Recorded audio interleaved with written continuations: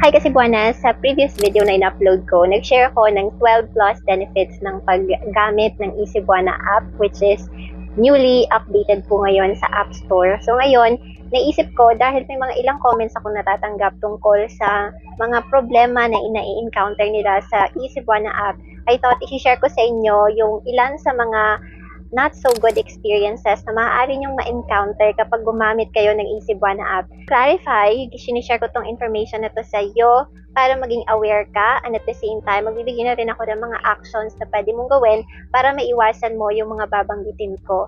And syempre, hindi naman porke sinabi ko to ay mangyayari ang mga to sa'yo. Mga bagay lang to na maaari mong ma-encounter just in case, okay? This is not my saying na pangit yung Cebuana app. Of course, I appreciate it. Ginagamit ko siya as of now, and as for me, okay naman siya.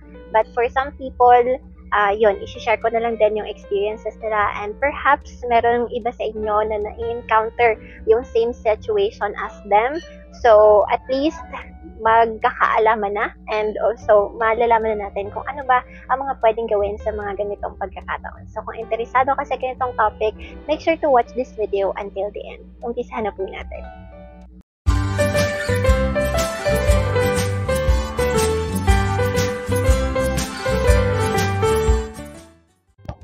Con number 1 ay ang problema sa app mismo, kagaya ng pagka-crash nito at minsan hirap pa sa pag-register o kaya naman pag-login. So maraming mga gumagamit ng Easybuana app ang nagre-reklamo ngayon tungkol sa madalas na error sa pag-login at pag-register. Yung mga error message like request not processed at marami pang iba kahit tama naman yung impormasyon na nilalagay mo.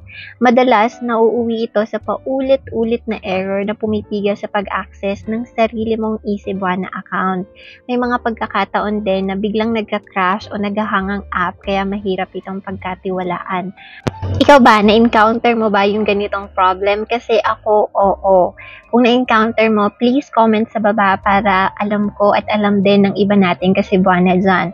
Ako, ang naranasan ko personally, hirap akong makatanggap ng code noon. Like, receive naman ako ng code, pero pag in-input ko yung code, hindi na siya makilala or hindi na daw, mali na raw yung code na yon. There are times naman na nagsisend ako ng code pero hindi ko natatanggap no matter how much I tried or I keep sending it. Tapos, there are times din na nagka-crash talaga yung app. Yung tipong loading lang siya ng loading, tapos maya-maya may magpa-flash na lang na error message na hindi pala magpo-proceed yung padala mo or yung transaction na ginagawa mo sa app. So, this happens typically kapag may mga system upgrades sila and meron silang maintenance or issues na finifix.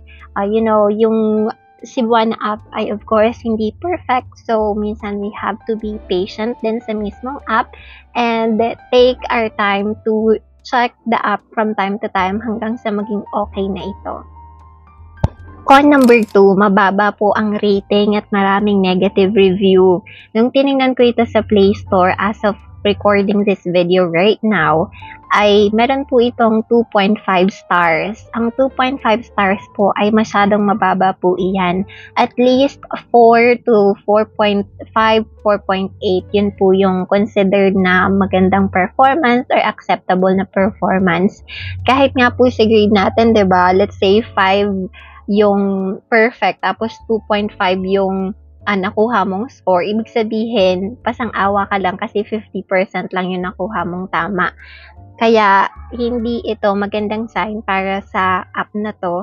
Especially, yung binabasa ko yung mga comments doon, ay grabe. Dapat kasi usually, mga positive muna yung una mong mababasa, diba? Tapos sa ilalim na yung mga negative reviews.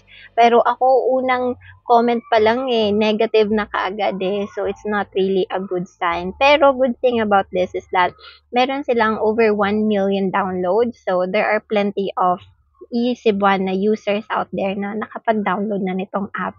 So, hindi naman laging negative ang experience natin sa app na to. There are positive din naman. Actually, I gave at least 12 positive benefits ng paggamit ng app na to. So, sana hindi ito maging reason para hindi na gamitin ng mga Kasibuana natin out there. Con number 3 po ay nagkakaroon daw ng problema sa pagpapadala, cash in at pag-withdraw. Ako personally, hindi pa naman ako nagkaroon ng problema, pero madalas ireklamo ang pagkaantala ng pera. Like may mga transfer daw na hindi dumadating, nagkakaroon ng error kapag nagka-cash in or cash out, at may mga hindi napopost na transaction tulad ng sa GCash. So may mga nag-share din ng mga error daw sa cash out at tumagal bago ito ma-resolve. Hindi ko to na-experience personally, pero may tita po ako na nag-bank transfer siya from GCash to Cebuana app. Tapos, ang nangyari, nabawasan na yung GCash balance niya, pero hindi nag-reflect yung money sa eCebuana account niya.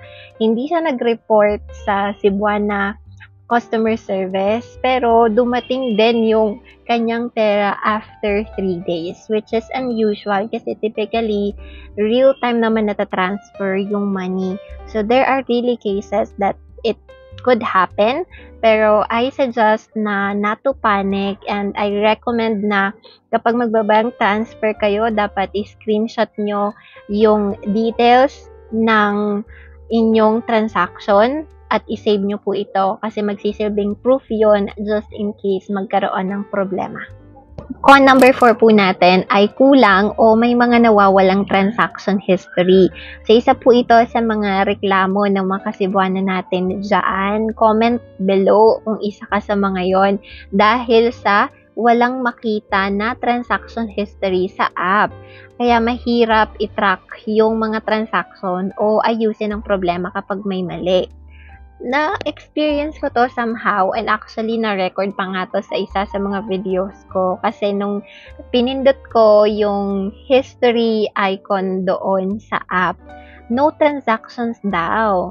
Pero like a week ago or perhaps 2 weeks ago, nagkaroon ako ng transaction sa app.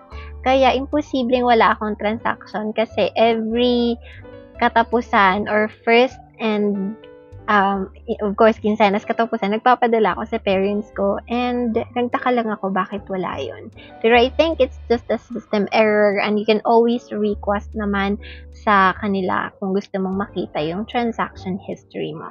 Last con na tayo for now, pero kung may mga gusto kang idagdag, let me know below. Number 5 po ay mahina o mabagal po ang customer response sa remittance issues.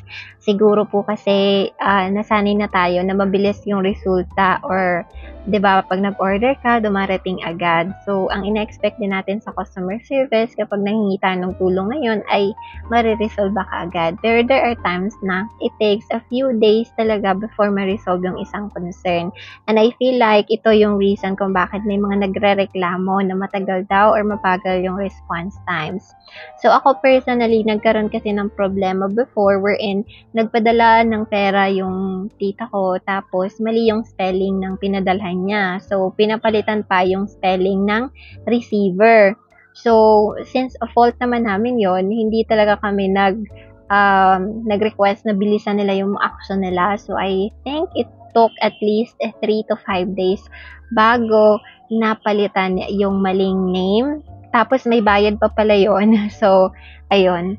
Be careful na lang sa ganyang situation. And also pala, nung time kasi na yon, nung hindi pa updated yung app, di ba, hindi mo pa nai-screenshot yung confirmation number. Kailangan mo pa siyang i-type on your own. Ngayon, maganda na kasi pwede mo nang i-copy-paste, di ba? Pero dati kasi hindi. So, nagpadala sila dati, tapos hindi na screenshot yung control number. So, ang ending, hindi na alam kung ano ang control number, paano na siya i-claim. So, nireklamo ulit yon sa customer support, and it took almost a week bago nakuha yung control number kasi they have to verify na ikaw talaga yung nagpadala ng money na yon. And I feel like it's for their security purposes, no? So, make sure na lang talaga na tama yung transactions na ginagawa natin para maiwasan na rin yung hassle and inconvenience sa part ng sender and part na rin ng Cebuana rep. Kasi, syempre, hindi naman nila fault na hindi natin na screenshot, although, you know, it could have been prevented kung madaling nakaka-copy-paste yung control number. Pero good thing na update na nila yan ngayon. So, that's for me. Yun na lang is so far yung mga pwede kong i-share. Ayun po, those are the cons of using the Easyvana app. Yes, normal lang naman ito sa mga app. You know, there are times na nagkakaroon talaga ng crashes, problems sa pag-login, pag-transfer, you know, even mga sikat na apps ay nangyayari ito. Pero at least, now that you are aware of it, alam mo na kung ano yung gagawin at paano ito i-handle ng tama. Kaya sana po nakatulong ang video na to sa'yo. Kung oo, make sure to hit the like button, subscribe to this channel if you haven't already, and if you have video suggestions, feel free to share that in the comment section below. And also, I will be sharing some products related to saving, related to Cebuana Luwilier. If you're interested to check those out, make sure to check it out. So yeah, I'll see you in the next video. Bye!